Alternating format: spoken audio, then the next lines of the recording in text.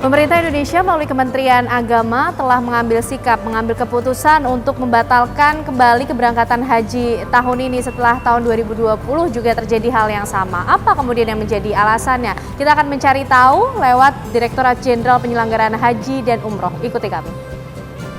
Kita akan berbincang langsung dengan PLT Dirjen Penyelenggaraan Haji dan Umroh, Bapak Khoirizi. Assalamualaikum Pak. Waalaikumsalam warahmatullahi wabarakatuh Mbak. Sehat ya Pak ya? Alhamdulillah. Boleh dilepas maskernya. Pak Mbak Ken sehat? Sehat Pak, harus penuh semangat. Tapi Pak Khoirizi, ini mungkin juga membantu menjawab apa yang menjadi pertanyaan banyak masyarakat. Alasan latar belakang kenapa akhirnya pemerintah mengambil keputusan membatalkan keberangkatan haji tahun ini? Tahun kemarin sudah Pak? Makasih Mbak Ken ya, tentu keputusan ini pasti tidak mengenakan, ya, pasti tidak menyenangkan, pasti tidak bisa memuaskan semua orang. Setiap kebijakan yang kita ambil pasti ada dampak. Ada yang suka, ada yang tidak suka. Tetapi dalam era demokrasi hari ini, tentu kita menghormati itu semua. Apa alasannya? Alasannya sederhana. Dalam Undang-Undang 8 2019 tentang penyelenggaraan haji. Tujuan ibadah penyelenggaraan haji ada 3. Ada pembinaan, ada pelayanan, ada perlindungan. 2 hal ini kita bisa tangani. Insya Allah selesai. Tapi begitu kita bicara pelindungan, ini yang kita sulit jangkau. Kenapa? Dalam suasana hari ini, tidak ada satu orang pun yang berani bertanggung jawab terhadap dampak corona hari ini. Artinya alasan terkuatnya masih karena pandemi COVID-19 yang belum bisa. Keselamatan dan keamanan jemaah akibat pandemik. Sudah mentok ya berarti Pak, sudah tidak ada jalan lain nih untuk kemudian merubah keputusan yang ada. Negara itu kan harus final Mbak, nggak bisa ragu-ragu. Negara itu harus firm. Kenapa? Dia memikirkan orang banyak, bukan mikirin satu orang. Jadi itu yang sampai sekarang sudah digarisbawahi, keputusan pemerintah sudah final akan hadir. Final. Meskipun nanti ada perubahan yang hadir. Oke, dan sudah dimitigasi juga. Insya Allah. Oke. Insya Allah. Tapi Pak Khoirizi, artinya 2 tahun sudah keberangkatan haji ini kan dibatalkan ya Pak, 2020, 2021, tadi juga disampaikan oleh Bapak. Nah kalau berbicara mengenai pembatalan keberangkatan haji, ada beberapa opsi kemudian ditawarkan Pak. Jemaah haji bisa tetap menyimpan dana hajinya atau menarik. Bagaimana prosedur ini bisa keluar sebagai pilihan Pak? Jadi ketika pemerintah memutuskan untuk tidak berangkat, pasti ada hal-hal yang harus kita atur. Pertama, bagi jemaah yang akan menarik uangnya, gitu. Tapi kita pesan, uangnya uang setoran lunasnya, jangan setoran awal.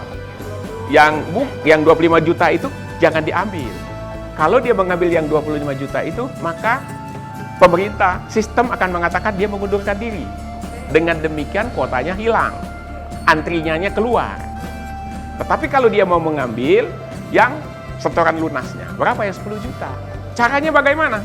Datang ke Kemendak kabupaten kota yang terdekat, bawa surat permohonan, lampirkan buku tabungannya, lampirkan buku KTP-nya, kemudian lampirkan setoran awal, setoran lunasnya, dan kasih nomor telepon.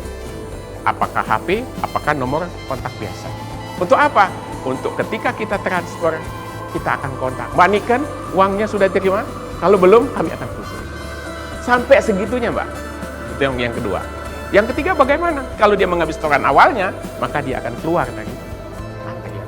Itu sudah diatur dalam sistem? Sudah. Oke. Pak Khoirizi, tapi untuk kasus-kasus tertentu, tadi memang dibilang kalau sistem siapa yang mendaftar duluan, meskipun ini mundur, dia akan berangkat juga duluan. Tapi bagaimana untuk mereka-mereka calon jamaah haji yang sudah usia lanjut Pak? Ada kekhawatiran di kalangan mereka tidak sampai umur kemudian. Baik. Sekali lagi saya katakan Mbak Nika, haji ini dilaksanakan di luar negeri, haji ini dilaksanakan di Arab Saudi. Seluruh regulasi Arab Saudi tentu harus kita taati, harus kita patuhi. Selama regulasi itu tidak ada, itu mustahil, pasti akan kita berangkatkan. Prinsip begitu Mbak. Pak Khoirizi, kekhawatiran ini muncul karena ada isu-isu lagi tentunya. Pemerintah Indonesia, Kementerian Agama mengutamakan mereka kemudian yang berusia di bawah 60 tahun. Benar hal ini? Tidak Mbak, tidak ada. Indonesia tidak mengatur itu, yang mengatur itu Arab Saudi. Tidak saja regulasi yang undang-undang kita yang harus kita taati, tetapi regulasi Arab Saudi juga kita harus taati. Haji ini adalah maklumat, haji ini panggilan.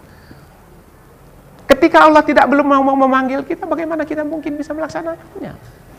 Dan wujud keseriusan pemerintah, keputusan tadi sudah final Insya Allah. demi keselamatan dan Insya kesehatan Allah, insya Allah. umat. Terima kasih Pak Khoirizi. Nah, pemirsa, itu tadi penjelasan dari Kementerian Agama, PLT Dirjen Penyelenggaraan Haji dan Umroh. Kita akan temukan fakta berikutnya.